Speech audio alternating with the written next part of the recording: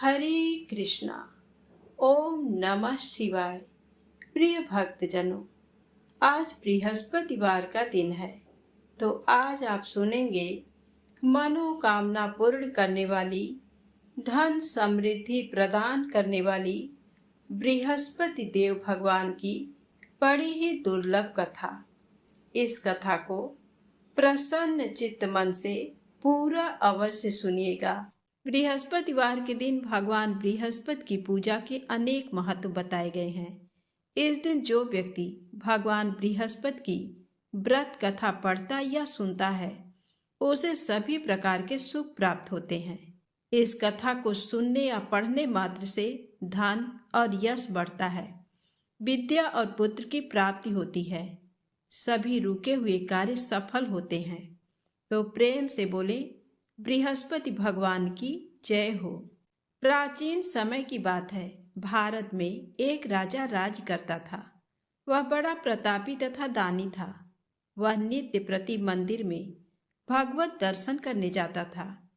वह ब्राह्मण और गुरु की सेवा किया करता था। उसके द्वार कोई भी याचक निराश होकर नहीं लौटता था। वह प्रत्येक गुरुवार को व्रत रखता एवं पूजन करता था, गरीबों की सहायता करता था। परंतु ये सब बातें उसकी रानी को अच्छी नहीं लगती थी। वह न व्रत करती और न किसी को एक भी पैसा दान में देती थी। वह राजा से भी ऐसा करने को मना किया करती थी। एक समय की बात है, राजा शिकार खेलने वन को चले गए। घर पर रानी और दासी थी। उस समय गुरु बृहस्पति साधु का रूप धारण कर राजा के दरवाजे पर भिक्षा मांगने आए। साधु ने रानी से भिक्षा मांगी तो वह कहने लगी, हे साधु महाराज, मैं इस दान और पुण्य से तंग आ गई हूँ। इस कार्य के लिए तो मेरे पतिदेव ही बहुत हैं। अब आप ऐसी कृपा करें कि सारा धन नष्ट हो जाए तथा मैं आराम से रह सकूं। साधु रूपी बृहस्पति देव ने कहा, हे देवी, तुम बड़ी विचित्र हो। संतान और धन से कोई दुखी नहीं होता, इसको सभी चाहते हैं। पापी भी पुत्र और धन की इच्छा करता है। अगर तुम्हारे पास धन अधिक है तो भूखे मनुष्यों को भोजन कराओ, प्याऊ लगवाओ, ब्राह्मणों को दान दो, धर्मशालाएं बनवाओ, कुआं, तालाब, बावड़ी, बाग बगीचे आदि का निर्माण कराओ तथा निर्धनों की कुंवारी कन्याओं का विवाह कराओ, साथ ही यज्ञ आदि करो। इस प्रकार के कर्मों से आपके कुल का और आपका नाम परलोक में भी सार्थक होगा एवं तुम्हें भी स्वर्ग की प्राप्ति होगी। परंतु रानी साधु की इन बातों से खुश नहीं हुई। उसने कहा, हे साधु महाराज, मुझे ऐसे धन की आवश्यकता नहीं जिसको मैं अन्य लोगों को दान देती फिरूं तथा जिसको रखने और संभालने में ही मेरा सारा समय नष्ट हो जाए। साधु ने कहा, हे देवी, यदि तुम्हारी ऐसी ही इच्छा है तो जैसा मैं तुम्हें बताता हूँ तुम वैसा ही करना। बृहस्पतिवार के दिन घर आंगन को गोबर से लीपना, अपने केसों को पीली मिट्टी से धोना, केसों को धोते समय स्नान करना, राजा से कहना वह हजामत करवाए, भोजन में मांस मदिरा खाना, कपड़े धोबी के हाथ धुलने देना। इस प्रकार 7 बृहस्पतिवार करने से तुम्हारा सारा धन नष्ट हो जाएगा। ये कहकर साधु महाराज रूपी बृहस्पति देव अंतर ध्यान हो गए। रानी ने साधु के कहने के अनुसार 7 बृहस्पतिवार तक वैसा ही करने का विचार किया। साधु के बताए अनुसार कार्य करते हुए केवल 3 बृहस्पतिवार ही बीते थे कि उसकी समस्त धन संपत्ति नष्ट हो गई। भोजन के लिए दोनों समय परिवार तरसने लगा तथा सांसारिक भोगों से दुखी रहने लगा। तब राजा रानी से कहने लगा कि हे रानी, तुम यहाँ पर रहो, मैं दूसरे देश को जाता हूँ, क्योंकि यहाँ पर मुझे सभी मनुष्य जानते हैं, इसलिए मैं यहाँ पर कोई काम नहीं कर सकता। मैं अब परदेश जा रहा हूँ, वहाँ कोई काम धंधा करूँगा, शायद हमारे भाग्य बदल जाए। ऐसा कहकर राजा परदेश चला गया। वह वहाँ जंगल से लकड़ी काट कर लाता और शहर में बेचता। इस तरह जीवन व्यतीत करने लगा। इधर राजा के बिना रानी और दासी दुखी रहने लगी। किसी दिन भोजन मिलता और किसी दिन जल पीकर ही रह जाती। एक बार जब रानी और दासी को 7 दिन तक बिना भोजन के रहना पड़ा तो रानी ने अपनी दासी से कहा, हे दासी, पास ही के नगर में मेरी बहन रहती है, वह बड़ी धनवान है, तू उसके पास जा और कुछ ले आ ताकि थोड़ी बहुत गुजर बसर हो जाए। दासी रानी की बहन के पास गई। उस दिन गुरुवार था और रानी की बहन उस समय बृहस्पतिवार व्रत की कथा सुन रही थी। दासी ने रानी की बहन को अपनी रानी का संदेश दिया, लेकिन रानी की बड़ी बहन ने कोई उत्तर नहीं दिया। जब दासी को रानी की बहन से कोई उत्तर नहीं मिला तो वह बहुत दुखी हुई और उसे क्रोध भी आया। दासी ने वापस आकर रानी को सारी बात बता दी। सुनकर रानी ने अपने भाग्य को कोसा। उधर रानी की बहन ने सोचा कि मेरी बहन की दासी आई थी, परंतु मैं उससे नहीं बोली, इससे वह बहुत दुखी हुई होगी। कथा सुनकर और पूजन समाप्त करके वह अपनी बहन के घर आई और कहने लगी, हे बहन, मैं बृहस्पतिवार का व्रत कर रही थी। तुम्हारी दासी मेरे घर आई थी, परंतु जब तक कथा होती है तब तक न तो उठते हैं और ना ही बोलते हैं, इसलिए मैं नहीं बोली। कहो दासी क्यों गई थी? रानी बोली, बहन, तुमसे क्या छिपाऊं? हमारे घर में खाने तक को अनाज नहीं था। ऐसा कहते कहते रानी की आंखें भर आईं। उसने दासी समेत पिछले 7 दिनों से भूखे रहने तक की बात अपनी बहन को विस्तार पूर्वक सुना दी। रानी की बहन बोली, देखो बहन, भगवान बृहस्पति देव सबकी मनोकामना को पूर्ण करते हैं। देखो, शायद तुम्हारे घर में अनाज रखा हो। पहले तो रानी को विश्वास नहीं हुआ, पर बहन के आग्रह करने पर उसने अपनी दासी को अंदर भेजा तो उसे सचमुच अनाज से भरा एक घड़ा मिल गया। ये देखकर दासी को बड़ी हैरानी हुई। दासी रानी से कहने लगी, हे रानी, जब हमको भोजन नहीं मिलता तो हम व्रत ही तो करते हैं, इसलिए क्यों न इनसे व्रत और कथा की विधि पूछ ली जाए ताकि हम भी व्रत कर सकें। तब रानी ने अपनी बहन से बृहस्पतिवार व्रत के बारे में पूछा। उसकी बहन ने बताया, बृहस्पतिवार के व्रत में चने की दाल और मुनक्का से विष्णु भगवान का केले की जड़ में पूजन करें तथा दीपक जलाएं, व्रत कथा सुने और पीला भोजन ही करें। इससे बृहस्पति देव प्रसन्न होते हैं। व्रत और पूजन विधि बताकर रानी की बहन अपने घर को लौट गई। 7 दिन के बाद जब गुरुवार आया तो रानी और दासी ने व्रत रखा। गुड़साल में जाकर चना और गुड़ लेकर आई, फिर उससे केले की जड़ तथा विष्णु भगवान का पूजन किया। अब पीला भोजन कहाँ से आए, इस बात को लेकर दोनों बहुत दुखी थे। चूंकि उन्होंने व्रत रखा था, इसलिए बृहस्पति देव उनसे प्रसन्न थे। इसलिए वे एक साधारण व्यक्ति का रूप धारण कर 2 थालों में सुंदर पीला भोजन दासी को दे गए। भोजन पाकर दासी प्रसन्न हुई और फिर रानी के साथ मिलकर भोजन ग्रहण किया।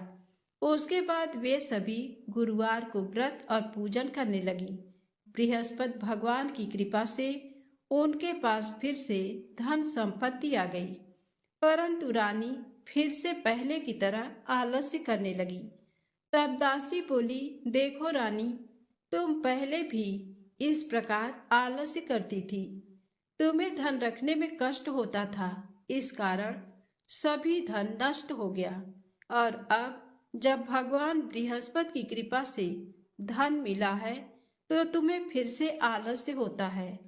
रानी को समझाते हुए दासी कहती है कि बड़ी मुसीबतों के बाद हमने ये धन पाया है, इसलिए हमें दान पुण्य करना चाहिए, भूखे मनुष्यों को भोजन कराना चाहिए और धन को शुभ कार्यों में खर्च करना चाहिए, जिससे तुम्हारे कुल का यश बढ़ेगा स्वर्ग की प्राप्ति होगी और पितृ प्रसन्न होंगे। दासी की बात मानकर रानी अपना धन शुभ कार्यों में खर्च करने लगी, जिससे पूरे नगर में उसका यश फैलने लगा। एक दिन रानी और दासी दोनों आपस में विचार करने लगी कि न जाने राजा किस दशा में होंगे। उनकी कोई खोज खबर भी नहीं है।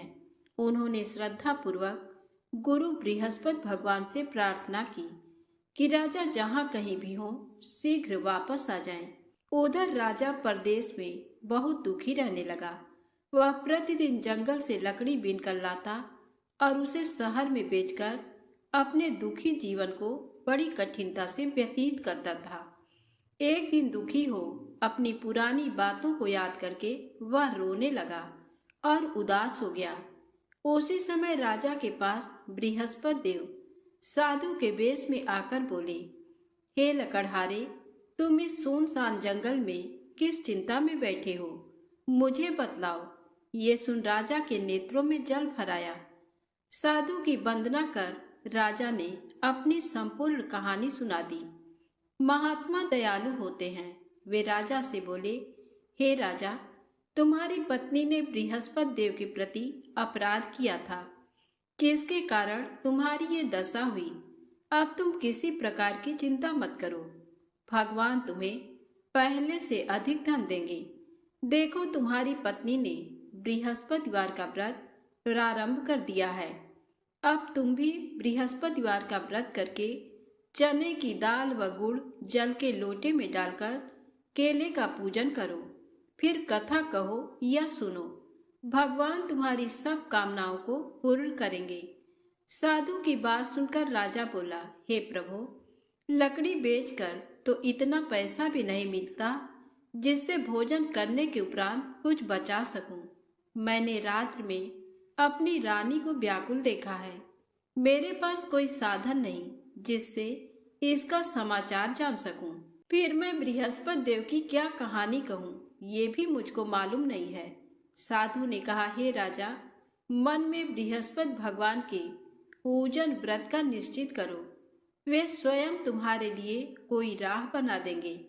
बृहस्पतिवार के दिन तुम रोजाना की तरह लकड़ियां लेकर शहर में जाना। तुम्हें रोज से दुगना धन प्राप्त होगा, जिससे तुम भली भांति भोजन कर लोगे तथा बृहस्पति देव की पूजा का सामान भी आ जाएगा। जो तुमने बृहस्पतिवार की कहानी के बारे में पूछा है वह इस प्रकार है। प्राचीन काल में एक बहुत ही निर्धन ब्राह्मण था। उसके कोई संतान नहीं थी।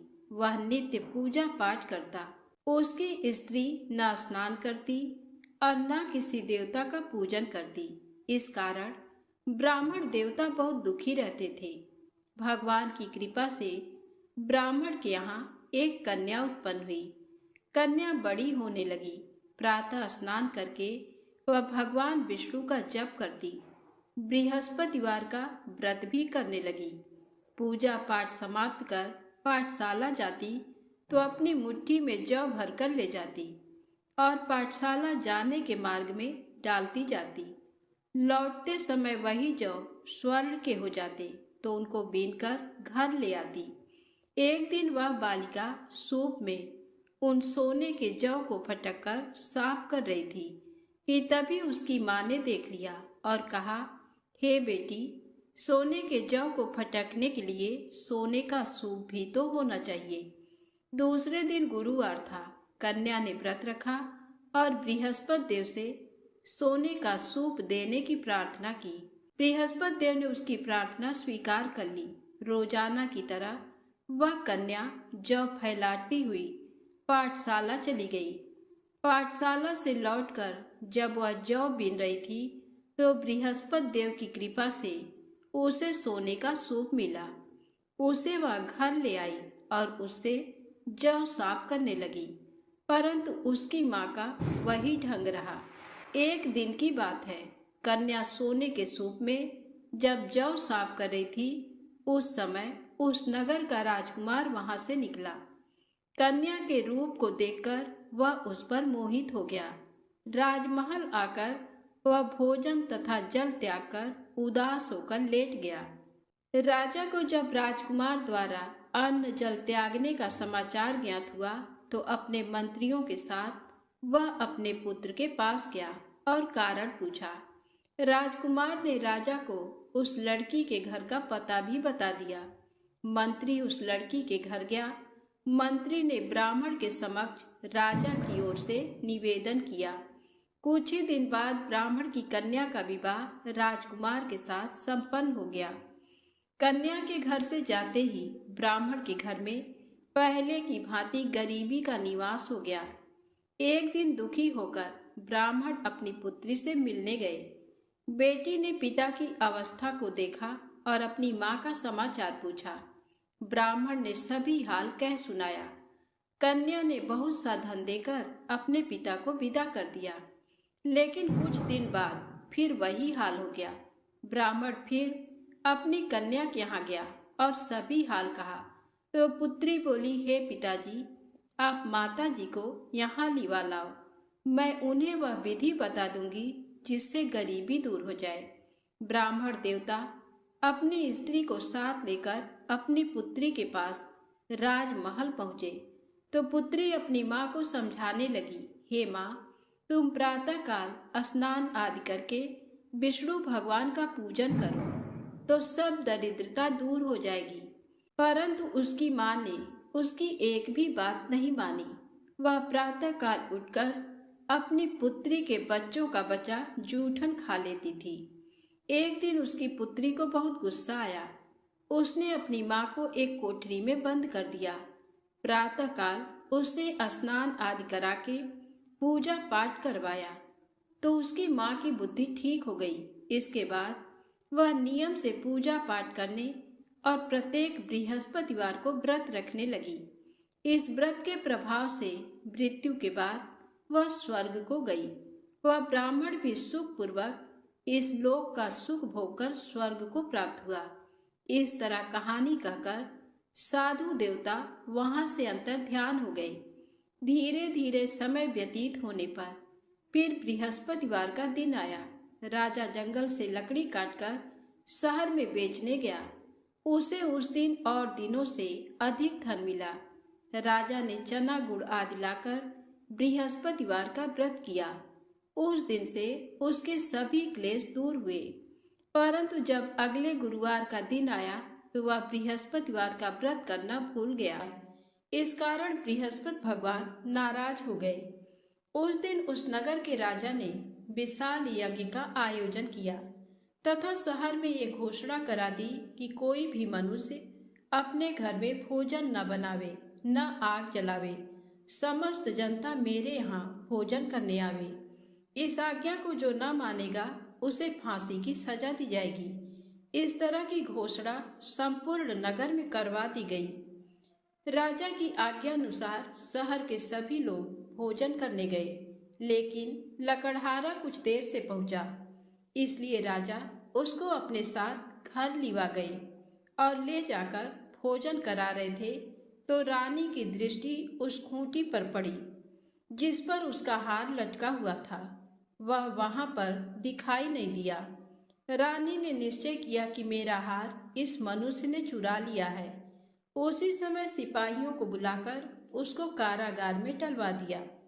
जब लकड़हारा कारागार में पड़ गया और बहुत दुखी होकर विचार करने लगा कि न जाने कौन से पूर्व जन्म के कर्म से मुझे ये दुख प्राप्त हुआ, और उसी साधु को याद करने लगा जो कि जंगल में मिला था। उसी समय तत्काल बृहस्पति देव साधु के रूप में प्रकट हुए और उसकी दशा को देखकर कहने लगे, अरे मूर्ख, तूने बृहस्पति देव की कथा नहीं करी, इस कारण तुझे दुख प्राप्त हुआ है। अब चिंता मत कर। बृहस्पतिवार के दिन कारागार के दरवाजे पर 4 पैसे पड़े मिलेंगे। उनसे तू बृहस्पति देव की पूजा करना, तेरे सभी कष्ट दूर हो जाएंगे। बृहस्पति के दिन उसे 4 पैसे मिले। लकड़हारे ने कथा कही। उसी रात को बृहस्पति देव ने उस नगर के राजा को स्वप्न में कहा, हे राजा, तुमने जिस आदमी को कारागार में बंद कर दिया है वह निर्दोष है। वह राजा है, उसे छोड़ देना। रानी का हार उसी खूंटी पर लटका है। अगर तू ऐसा नहीं करेगा तो मैं तेरे राज्य को नष्ट कर लूंगा। इस तरह रात्रि के स्वप्न को देखकर राजा प्रातः काल उठा और खूंटी पर हार देकर लकड़हारे को बुलाकर क्षमा मांगी तथा लकड़हारे को योग्य सुंदर वस्त्र आभूषण देकर विदा कर दिया। बृहस्पति देव की आज्ञानुसार लकड़हारा अपने नगर को चल दिया। राजा जब अपने नगर के निकट पहुंचा तो उसे बड़ा आश्चर्य हुआ। नगर में पहले से अधिक बाग, तालाब, कुएं तथा बहुत सी धर्मशाला, मंदिर आदि बन गए हैं। राजा ने पूछा, ये किसका बाग और धर्मशाला है? तब नगर के सब लोग कहने लगे, ये सब रानी और बांदी के हैं। तो राजा को आश्चर्य हुआ और गुस्सा भी आया। जब रानी ने यह खबर सुनी कि राजा आ रहे हैं तो उन्होंने बांदी से कहा कि हे दासी, देख राजा हमको कितनी बुरी हालत में छोड़ गए थे। हमारी ऐसी हालत देखकर वह लौट न जाएं, इसलिए तू दरवाजे पर खड़ी हो जा। आज्ञानुसार दासी दरवाजे पर खड़ी हो गई। राजा आए तो उन्हें अपने साथ लिवा लाई। तब राजा ने क्रोध करके अपनी रानी से पूछा कि ये धन तुम्हें कैसे प्राप्त हुआ है? तब उन्होंने कहा, हमें ये सब धन बृहस्पति देव के इस व्रत के प्रभाव से प्राप्त हुआ है। राजा ने निश्चय किया कि 7 रोज बाद तो सभी बृहस्पति देव का पूजन करते हैं, परंतु मैं प्रतिदिन दिन में 3 बार कहानी तथा रोज व्रत किया करूंगा। अब हर समय राजा के दुपट्टे में चने की दाल बंधी रहती तथा दिन में 3 बार कहानी कहता। एक रोज राजा ने विचार किया कि चलो अपनी बहन के यहाँ हो आवे।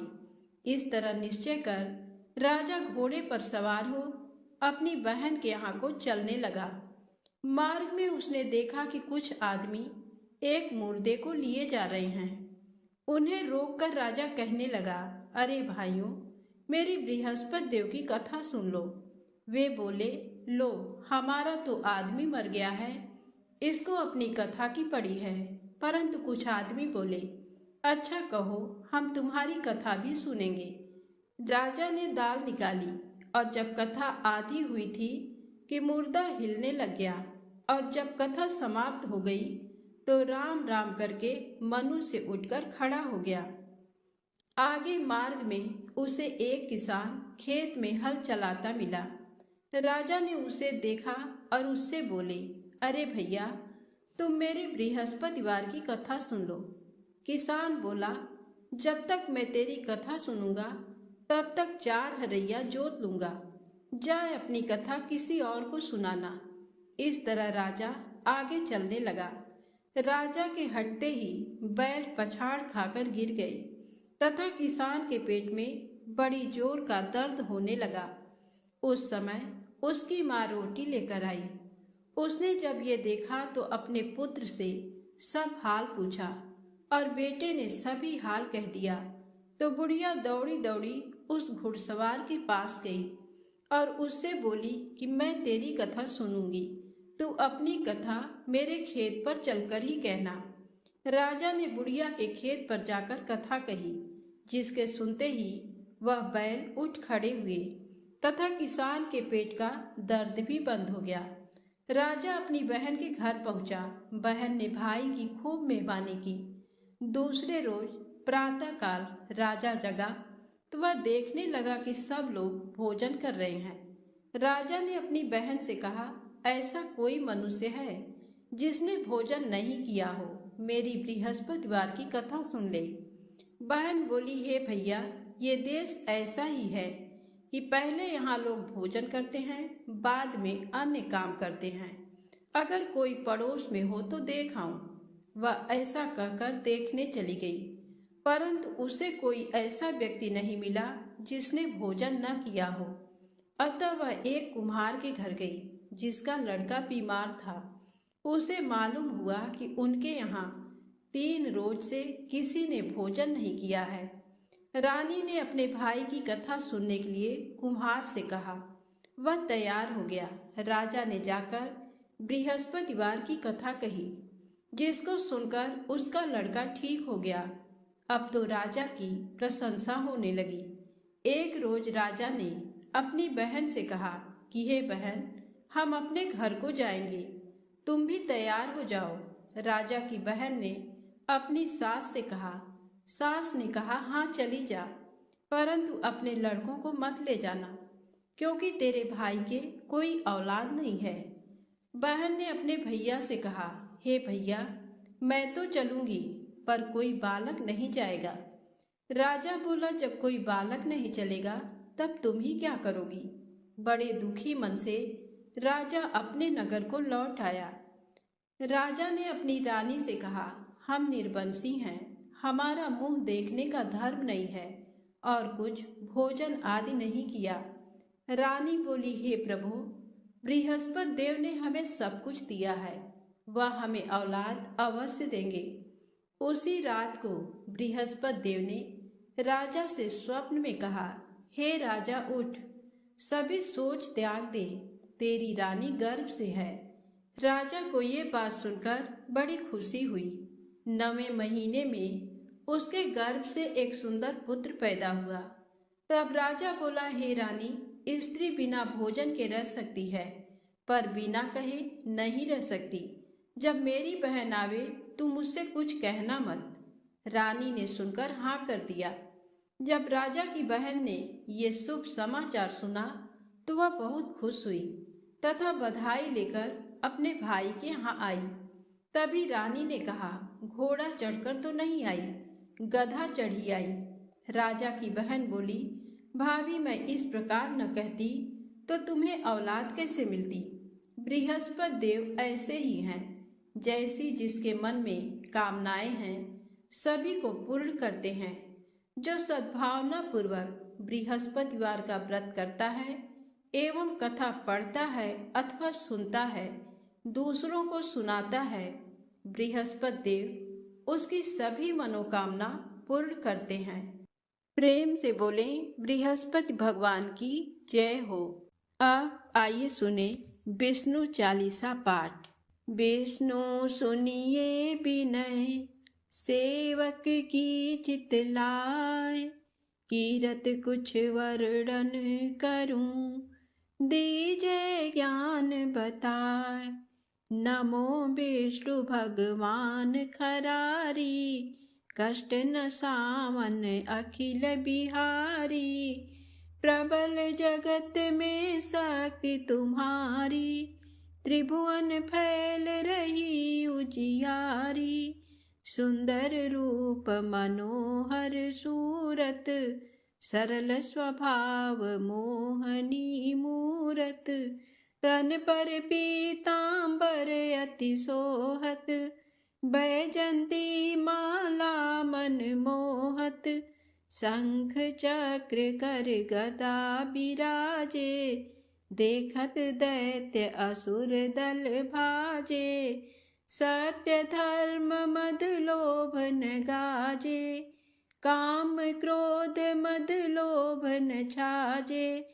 संत भक्त सज्जन मन रंजन, धनुजय असुर दुष्टन दल गंजन।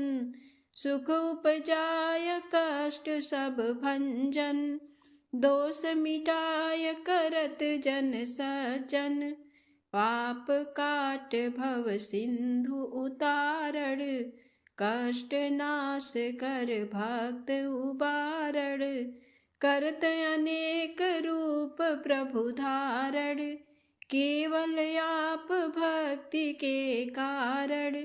धरणी धेनु बन तुम ही पुकारा, तब तुम रूप राम का धारा। भार उतार असुर दल मारा, रावण आदिक को संहारा। आप वराह रूप बनाया, हिरण्याक्ष को मार गिराया। धर्मत्स्य तन सिंधु बनाया, 14 रत्नन को निकलाया। अमिलख असुरन द्वंद मचाया, रूप मोहनी आप दिखाया। देवन को अमृत पान कराया, असुरन को छवि से बहलाया। कुर्म रूप धर सिंधु मझाया, मंदराचल गिरि तुरत उठाया। शंकर का तुम फंद छुड़ाया, भस्मासुर को रूप दिखाया। वेदन को जब असुर डुबाया, कर प्रबंध उन्हें ढूढ़वाया। मोहित बन कर खलहि नचाया, उस ही कर से भस्म कराया। असुर जलंधर अति बलदाई, शंकर से उनकी न लड़ाई। हार पार शिव सकल बनाई, कीन सती से छल खल जाई।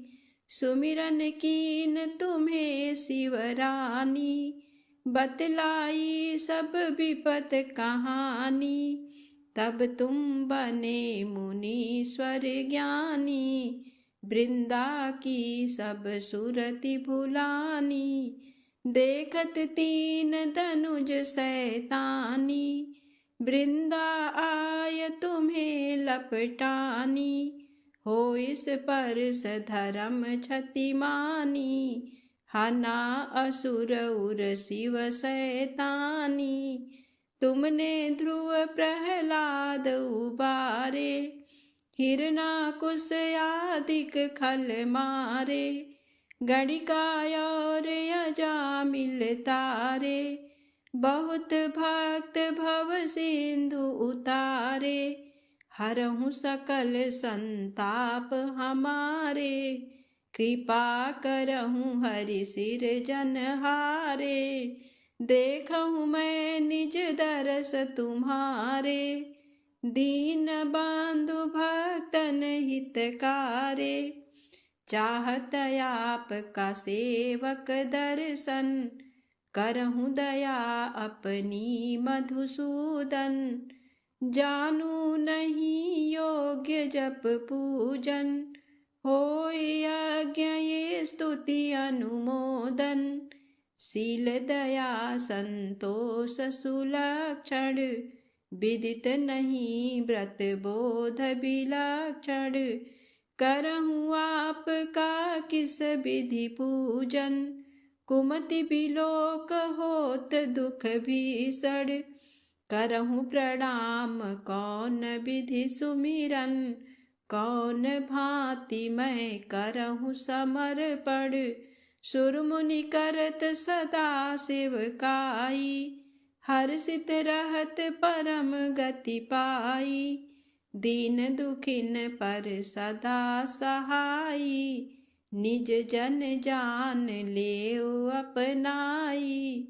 पाप दोष संताप नसाओ, भव बंधन से मुक्त कराओ। सुत संपत्ति दे सुख उपजाओ, निज चरणन का दास बनाओ। भक्त सदा ये विनय सुनावे, पढ़े सुने जो जन सुख पावे। प्रेम से बोले विष्णु भगवान की जय हो। अब आइए सुने बृहस्पति देव की आरती। ओम जय बृहस्पति देवा, ओम जय बृहस्पति देवा। छिन छिन भोग लगाऊं, छिन छिन भोग लगाऊं, कदली फल मेवा। ओम जय बृहस्पति देवा। तुम पूर्ण परमात्मा, तुम अंतर्यामी। जगत पिता जगदीश्वर, जगत पिता जगदीश्वर, तुम सबके स्वामी। ओम जय बृहस्पति देवा। चरणामृत निज निर्मल सब पातक हरता। सकल मनोरथ दायक सकल मनोरथ दायक कृपा करो भरता। ओम जय बृहस्पति देवा। तन मन धन अर्पण कर जो जन शरण पड़े।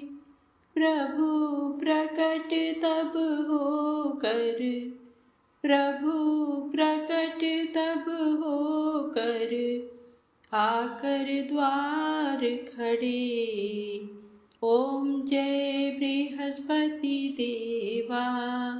दीन दयाल दयानिधि भक्तन हितकारी। पाप दोष सब हरता पाप दोष सब हरता भव बंधन हारी। ओम जय बृहस्पति देवा। सकल मनोरथ दायक सब संशय हारो। विषय विकार मिटाओ विषय विकार मिटाओ संतन सुखकारी। ओम जय बृहस्पति देवा। श्री बृहस्पति जी की आरती प्रेम से जो गावे। सुख संपत्ति धन वैभव सुख संपत्ति धन वैभव सो निश्चय पावे। ओम जय बृहस्पति देवा। प्रेम से बोले विष्णु भगवान की जय। बृहस्पति देव भगवान की जय।